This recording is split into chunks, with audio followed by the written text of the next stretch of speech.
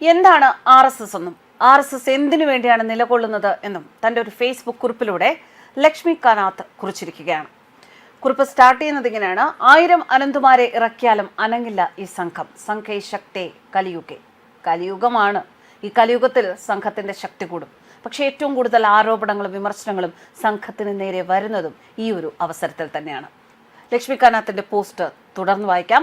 100 വർഷം മുൻപ് RSS എന്ന സംഘടന ഉണ്ടായി. എന്നാൽ അതിനു മുൻപും ഈ ഭാരതം RSSകാരാണ് രക്ഷിച്ചത്.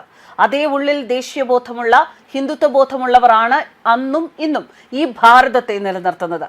ഛത്രപതി ശിവജിയും ആദിശങ്കരനും ശ്രീനാരായണ ഗുരുദേവനും ചട്ടമ്പി സ്വാമികളും അയ്യൻകാളിയും ഒക്കെ അങ്ങനെയുള്ള RSSകാർ ആയിരുന്നു അതിനു മുൻപ് ഉള്ളവർ.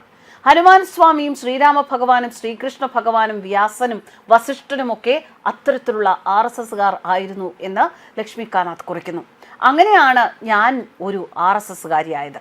ഹൈസ്കൂളിൽ പഠിക്കുന്ന കാലത്താണ്. 87 കാലഘട്ടത്തിലാണ് ഇലക്ഷൻ പോസ്റ്ററുകൾ ശ്രദ്ധിക്കുന്നതും ഏതൊക്കെ പാർട്ടിയാണ് ഉള്ളത് എന്നൊക്കെ വീട്ടിൽ ചോദിക്കുന്നതും. താമര ചിഹ്നം BJP എന്ന് എഴുതിയുള്ള ഒരു പോസ്റ്റർ ആദ്യമായി കണ്ടപ്പോൾ അത് ഏത് പാർട്ടിയാണ് എന്ന് ചോദിച്ചതും അപ്പോൾ വീട്ടുകാർ അത് ഹിന്ദു പാർട്ടിയാണ് എന്ന് പറഞ്ഞതും കേരളത്തിൽ ഹിന്ദുക്കൾ കോൺഗ്രസ് കമ്മ്യൂണിസ്റ്റ് പാർട്ടിക്കാരെ മാത്രമാണ് ജയിപ്പിക്കുന്നത് എന്ന് വീട്ടുകാർ പറഞ്ഞതും കേട്ടത്.